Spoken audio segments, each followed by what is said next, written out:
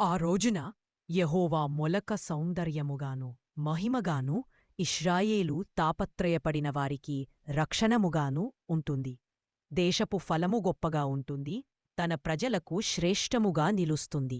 యెరూషలేములో బతికినవారు, సియోనులో మిగిలినవారు, యెరూషలేములో జీవించుటకు నమోదైన వారందరినీ యెహోవా సియోను కుమార్తెల అశుద్ధిని తీర్పు ఆత్మతో, దహన ఆత్మతో యెరూషలేము రక్తపాతాన్ని శుభ్రపరచిన తరువాత యెహోవా సియోను పర్వతమంతటా, ఆ సమావేశ స్థలమంతటా పగటిని మబ్బుల నీడతోనూ రాత్రి అగ్నిజ్యోతితోనూ కప్పును.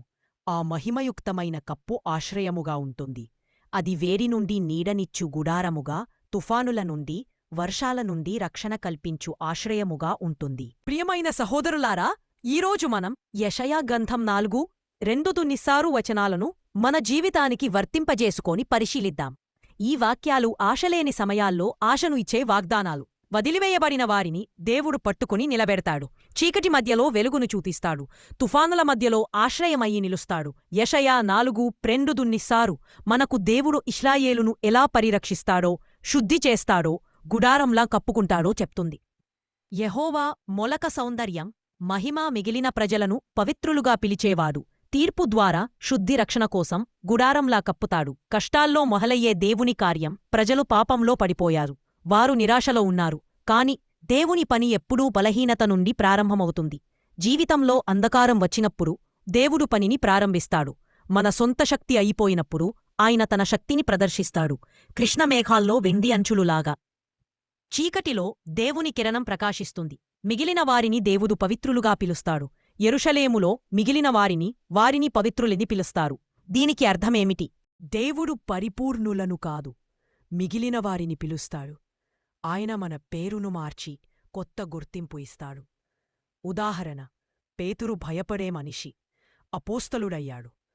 శుద్ధి చేసే తీర్పు లోకమైన తీర్పులను దహన ఆత్మతో శుద్ధి చేస్తాడు. బంగారాన్ని వేడిలో వేసినప్పుడు అది మరింత శుద్ధి అవుతుంది. అలాగే మన సమస్యలు కూడా దేవుడు మన జీవితం శుద్ధి చేయడానికి ఉపయోగిస్తాడు. దేవుని తీర్పు, శుద్ధి, మార్పు, అసలైన మహిమను వెలికితీయడం. దేవుని సన్నిధి గుడారం. వచనాలు 5-6లో అద్భుతమైన వాగ్దానముంది. దేవుడు మబ్బుల నీడలాగా కప్పుతాడు. రాత్రి అగ్నిజ్యోతిలాగా వెలుగిస్తాడు. దేవుని సన్నిధి రక్షణ, విశ్రాంతి, మార్గదర్శకత్వం. జ్ఞాపకం పెట్టుకోవాలి. సమస్యలు వచ్చినప్పుడు ఆయన నీడలో ఉండాలి. యేసు మన జీవితానికి నిజమైన గుడారం. ఈ వాక్యములు మన జీవితానికి ఏమి చెప్పుతున్నాయి? కష్టాల్లో ఆశ కోల్పోవద్దు. దేవుడు మిగిలిన వారిని కూడా ఉపయోగిస్తాడు. శుద్ధి కోసం వచ్చిన తుఫానులను స్వీకరించాలి. దేవుని సన్నిధిని కోరుకోవాలి. ప్రభు, కష్టాల్లోనైనా నీ సన్నిధిలో ఉండేలా మమ్మల్ని కాపాడు. నీ గుడారం మాపై విస్తరించుగాక. నీ మహిమను మా జీవితాల్లో ప్రకటించుము. యేసునామములో ప్రార్థించుచున్నాము. ఆమేన్. యెహోవా మందిరమునకు పోదము అని నాకు చెప్పినప్పుడు నేను సంతోషించి తిని. యెరూషలేమూ, నీ ద్వారముల యొద్ద మేము నిలిచియున్నాము. యెరూషలేము సమగ్రంగా కట్టబడియున్న పట్టణం. ఇశ్రాయేలు తెగలు యెహోవా యొక్క సాక్షానుసారము ఆయన నామమును స్తుతించుటకై అక్కడికి పోవుదురు. అప్పర తీర్పు కుర్చీలున్నవి, దావీదు ఇంటి సింహాసనములు. యెరూషలేము సమాధానమును మీరు ప్రార్థింపుడి. నేను ప్రేమించువారు అభివృద్ధి పొందుదురు. గోడలలో సమాధానము కలుగును. నీ ప్రాకారములలో సుఖసంపదలు ఉండును. నా సోదరుల కొరకు నేను నీలో సమాధానము కలుగునుగాక అని చెప్పెదను. మన దేవుడైన యెహోవా మందిరమును బట్టి నేను నీ మేలు కోరుచున్నాను. మా దేవా, మమ్ములను రక్షించుటకు దయచేయుము. నీ ముఖకాంతి మామీద ప్రకాశింపజేయుము. అప్పుడు మేము రక్షింపబడతాము. మత్తయి సువార్త 8 దేశం అతిగందో ఒక శతాధిపతి ఆయన యొద్దకు వచ్చి ఆయనను వేడుకొనెను. ప్రభూ, నా సేవకుడు పక్షఘాతంతో ఇల్లు పోక బలహీనుడై గొప్ప బాధపడుచున్నాడు అని. యేసు అతనితో, నేను వచ్చి అతనిని స్వస్థపరచుదును అనెను. నా ఇంట్లోనికి నీవు వచ్చుటకు నేను అర్హుడను కాను. నీవు మాట మాత్రమే పలికి ఉంటివేమో, నా సేవకుడు స్వస్థపడును. ఎందుకంటే నేను కూడా అధికారము కలవాడను. నా కింద సైనికులు ఉన్నారు. నేను వానికి పోము అంటే పోవును. నా సేవకునికి నీ దీన్ని చెయ్యుము అంటే చెయ్యును. యేసు ఇది విని ఆశ్చర్యపడి తన వెంట వచ్చిన వారితో ఇలా చెప్పెను, ఇశ్రాయేలులో నేను ఇంత గొప్ప విశ్వాసము గలవానిని కనుగొనలేదు అని మీతో సత్యముగా చెప్పుచున్నాను.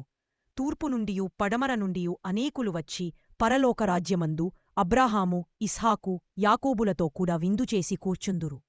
ప్రియమైన సహోదరులారా, ఈరోజు మనం యేసు విశ్వాసాన్ని ఎంతో బలంగా ప్రశంసించిన ఒక సంఘటనను పరిశీలిద్దాం.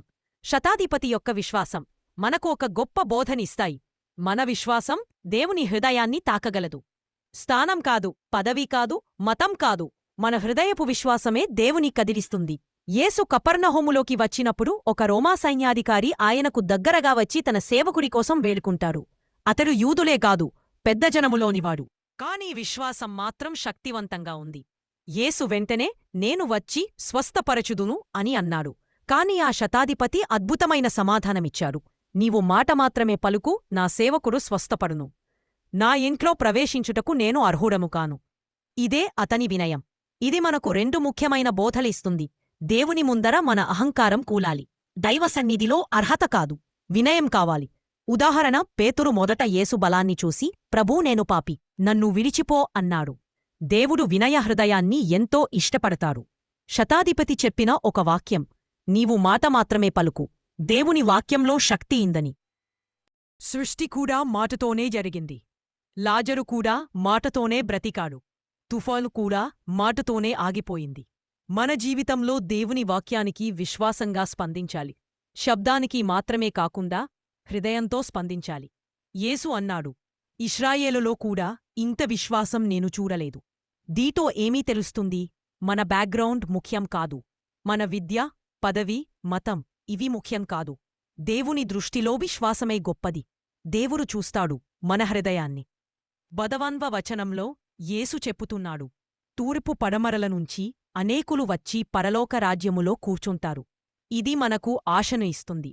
దేవుని రాజ్యంలో స్థానం పొందేందుకు విశ్వాసమే మార్గం. ప్రవర్తన కాదు, జాతి కాదు, భాషలేదు, క్రీస్తులో విశ్వాసమే. ఆహ్వానం మన జీవితంలో మనం పరిశీలించాల్సింది. నా ప్రార్థనలో విశ్వాసముందా? దేవుని వాక్యాన్ని నమ్మి ముందడుగురేస్తున్నానా? నేను వినయంతో జీవిస్తున్నానా? మనకు కావలసింది శతాధిపతి విశ్వాసం అండ్ వినయం. ప్రభూ, శతాధిపతి లాంటి విశ్వాసం నాకు ఇవ్వము. నీ వాక్యశక్తిని నమ్మేందుకు హృదయమివ్వము. వినయం నేర్పుము. నా జీవితంలో నీ వాక్యం చాలు. ప్రార్థించుచున్నామో, దేవుని వాక్యం చాలు, అది జీవం ఇస్తుంది. ఈరోజు కూడా యేసు చూస్తున్నాడు. నీ హృదయం మీద విశ్వాసముందా?